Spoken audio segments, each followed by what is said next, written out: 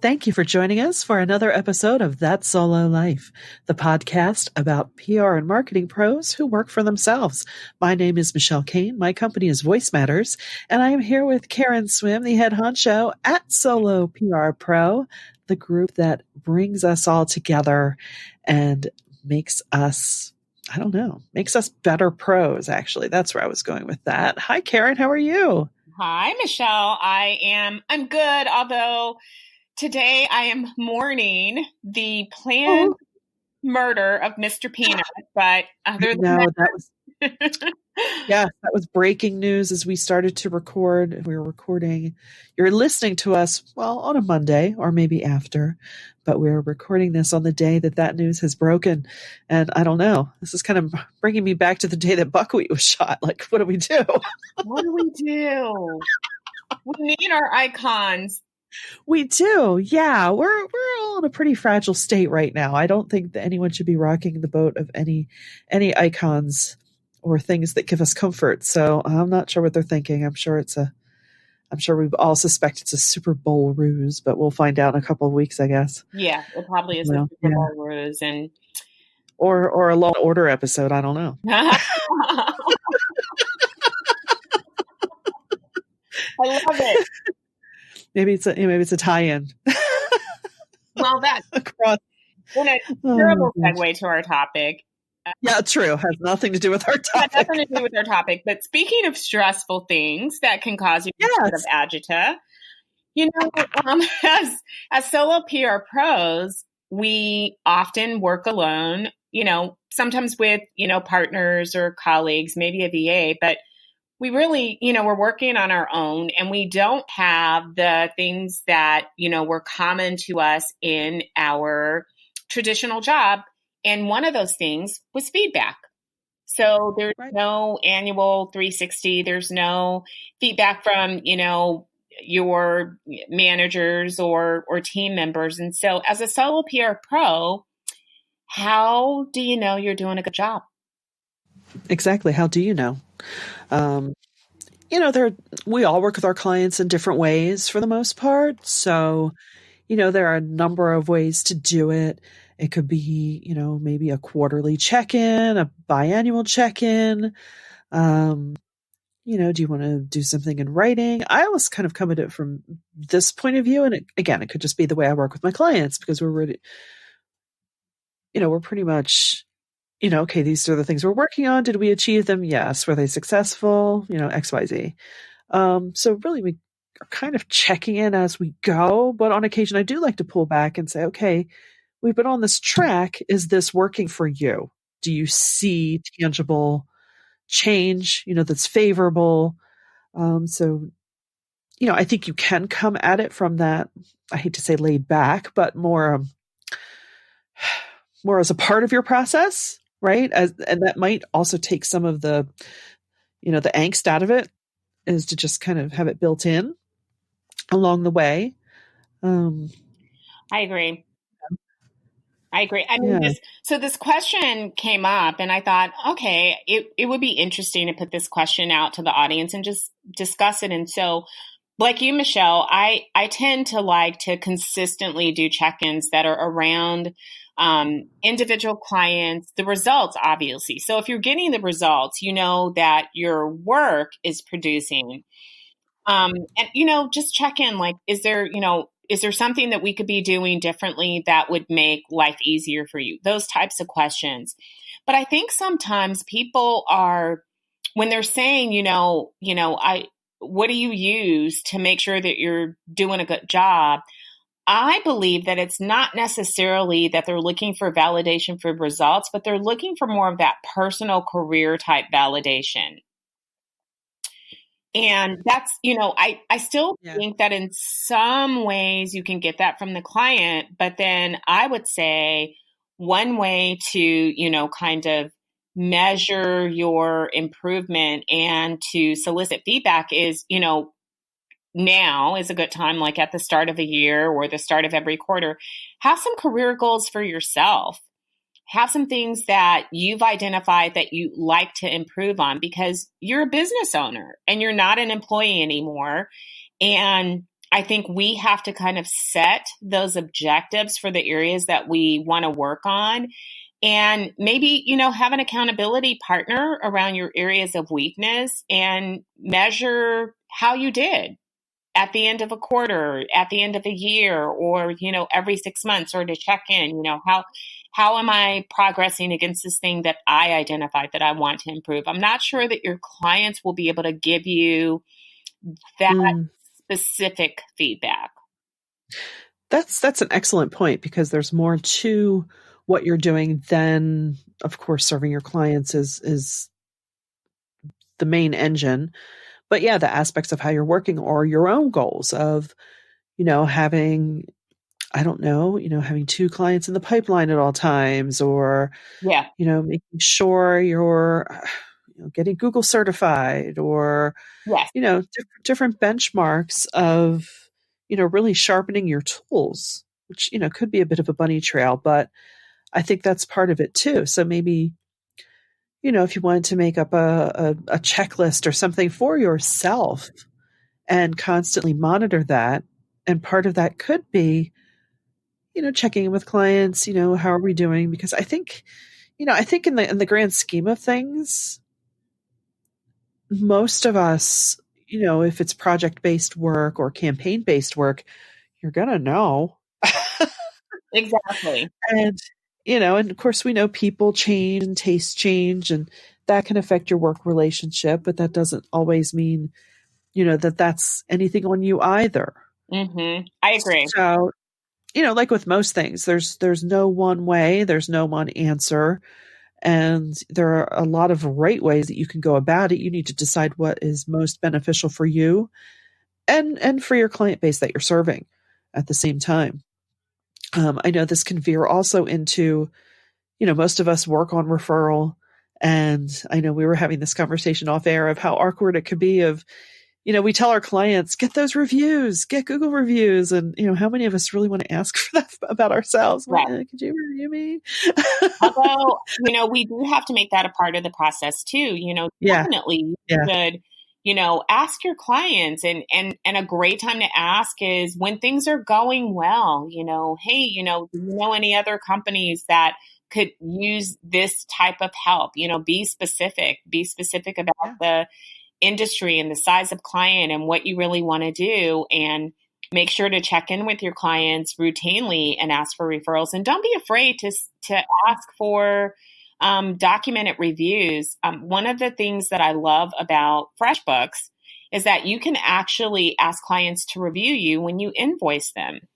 Oh, wow. Yeah, it's kind of nice because it's a little more hands off. I know some people like that. Some people really are uncomfortable asking for somebody to, do a review on LinkedIn or to write a review that they can use in their testimonials. And so it's a little more hands on, but it's an easy way to gather feedback. Absolutely. And it takes some of the awkwardness out of it, as opposed to, not that you're literally sitting there staring at the client, but, it takes that, well, say something nice about me. Well, And, I think it's also, as communicators, we have to remember it's all in the way that you frame things. And so I would definitely advise against trying to solicit areas of improvement from a client, because human nature, if you're soliciting negative feedback, you'll get it. Oh, And you'll create a problem where none existed. If you are getting the results that the client wants, and you're checking in to make sure that your results align with their expectations, and they're getting what they need from you, and they're paying you, and they're in the relationship, then you need to give yourself an A+ and keep it moving. Don't look for problems where none exist. But again, I do love that idea. Maybe you're like, I am so uncomfortable when conversations come up about analytics. So that's an area that I really want to improve on. I think it's up to you to sort of set those things because we all know, come on, we know what our areas of weakness are. We know where we need improvement. So document it for yourself and, Yeah. make your own development plan and say, you know what, I'm tired of having these conversations and feeling like I'm stumbling over things and I'm sort of, fumbling my way through it. I really want to understand this. And so I am going to put this on my, needs to develop list and work on it. Right, right. And I think that I just had a flash of a visualization, sit and make 3 columns, column 1 where you're killing it, where your strengths lie, that could be writing, editing, messaging. Column 2 where you're like, yeah, I pretty much feel like I know I have a decent set of knowledge here, but it could use a little sharpening. And then set up another column of things that you know for sure. Oh, I really need to get better at this. Or it could be just something kind of wild or, interesting. Like, yeah, I'm going to try and learn Photoshop Yeah.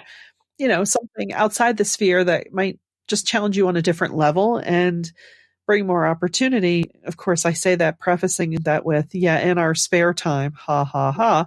But, at least it's out there and you kind of have it, then you'll have a bit of a visualization to check back on. And also, when it's out of your mind and on paper or on a digital, on a Word doc or something, then it's not stuck in your head. And that's also clearing out that clutter. I love visuals. I love putting stuff on papers. I love columns and stickers and Yeah. so that definitely works for me. I will also say though that here's one of the big advantages of being a solo versus being in a job. In a job, this 360 process, it drives your raise, Ugh, which it really doesn't yeah. because we already know that there's a fixed budget and a pool of money that they have to allocate across everyone. And so you're never going to Right. get a raise that aligns with what you actually did. Let's just be honest about it. But sometimes the things that you're weak in are the things that you don't like to do.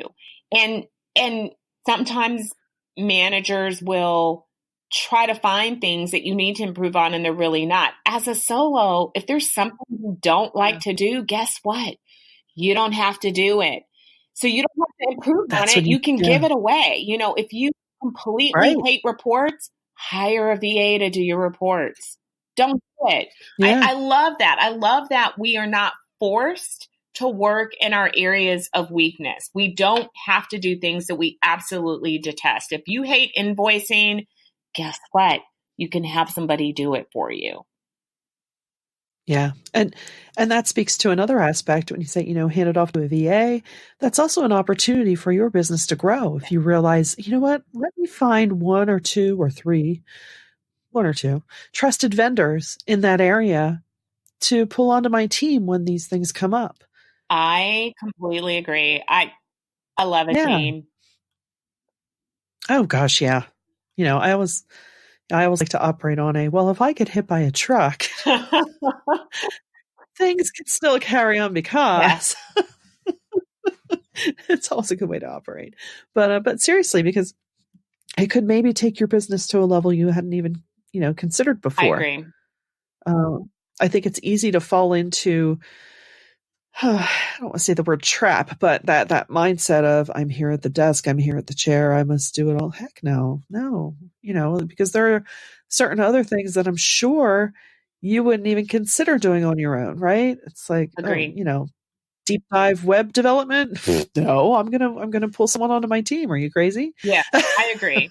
I mean, but at the Yeah. core, I do love the idea of people wanting feedback because I think what that says, Oh yeah. we care. We care about the work that we're doing. We want to make sure that we're bringing our very best. And so I truly believe that when you sort of work with that attitude that you're striving for excellence, you're going to pick up on any subtleties that you need to address. And it's Very never a true. bad idea to always just, check your client's pulse. Don't just assume that things are going along fine and dandy just because they're paying the bills and you're doing the Right. work. Check in with them and make sure that something hasn't changed because if you can catch things early on, you can avoid problems later that could turn into the account being in jeopardy. So true. So true. And also too, I know one client I've tried to check in, not too often because that's just silly, but one way to, I know as we discussed, take the temperature was just make sure, okay, we've been doing this way for a while. How are we tracking? Are we still out to reach this type of customer? And just, reaffirm, not just for me, but for them too, of, this is still your target. This is still the type of customer you're seeking. And that helps as well. It helps make sure, that we're on the right track, or, oh, do I have to realign a bit? In fact, I was just on a call this morning too. A client is, they're now leading with, phase one of their process. So now I know for them, I'm doing their social media strategy. Now I know, okay, great. So when I'm looking for content to fill in where we're not talking about them, I'm going to look in this area. Yes. To keep that low hum going. So it's it's little things like that, all the way up to larger things of, hey, how do you feel about how this is going? Because we certainly want you to be happy, and make sure that this is working for both of us. And I love what you said about it showing a certain level of conscientiousness, which I think is always a great way to communicate. Great thing to communicate to your clients. I agree. I think that means a lot, because I know we've all worked with entities too, where, the job's getting done, but you can tell it's just, you're just one in a million, and there's no sense of urgency or wanting to, not that I need people to go above and beyond when they, take care of things for me, but, you're just like, oh, okay, this is cookie cutter. All right, whatever.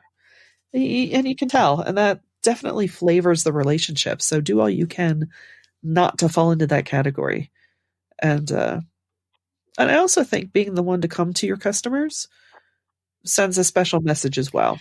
I think that's part of that, personal touch service, not only checking in on the work and the results, but checking in, with your contacts and, asking them how things are going. We've always done this. Does this still work for you?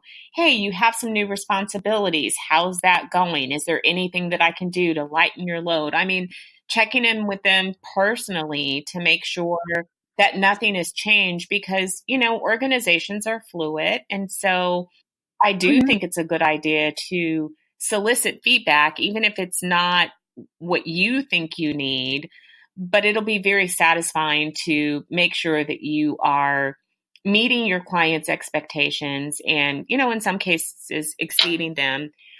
And I do think overall, at least in our group, I believe that solo PR pros are so conscientious and they're overachievers. Oh, yeah. We're just a group of people that are never satisfied with doing a great job. We want to do more than that.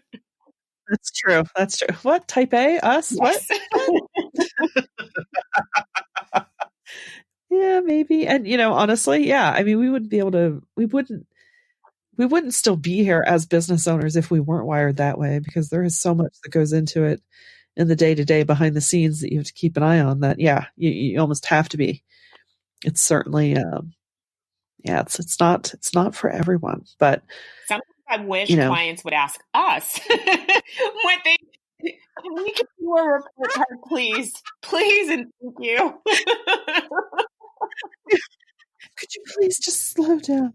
How are we doing? You know that employee survey you send out? Can we be a part of that? Are we good clients? I'm sorry, I'd like to weigh in. We're just kidding, clients. We do love you. We are. We work hard, but we like to have a little fun. We have to giggle somewhere. Yeah, no, it's an important thing, and I think it was, it's a really good point to bring up, especially again as we're still in that first month of the year, where maybe it's you're still in that reset period of developing new goals with your clients and things like that. So it might be a more natural time to work that into the conversation of, hey, as we're moving forward into 2020, blah, blah, blah, blah, blah. and even probably jumping back to what I said at the beginning, at the close of each particular project. So, this is what went well. That's what went well. Did it meet your expectations?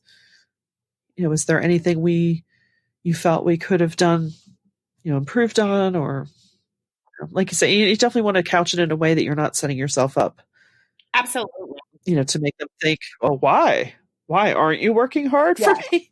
So, but we're communications pros. We like know how to frame the conversation, because I believe that it has a number of benefits. Now, if you did want to do something a little more formal and you have a client newsletter, you could always send out a poll and you could couch it with, we're looking at, we want to make sure that we are doing our very best on your behalf. Do you mind taking this 5-minute survey? And maybe you could ask things like, are there other services that you'd like to see us offer? So you can really frame it around their needs, but that's another way to get some feedback. Are there, you can ask questions about specific, maybe processes that you utilize or how you communicate results. There's a number of ways to approach that. Make it short. And Right. then that's something that could be anonymous. So if you already have a client newsletter that goes out, that's, another good thing that you could maybe just stick in there to solicit some deeper feedback. Yeah, we hope this is helpful to you, and and we'd love to hear from you, because this is certainly a wide topic of different ways that people check in with their clients. So this is something, send us your suggestions. Hit us up at soloprpro.com.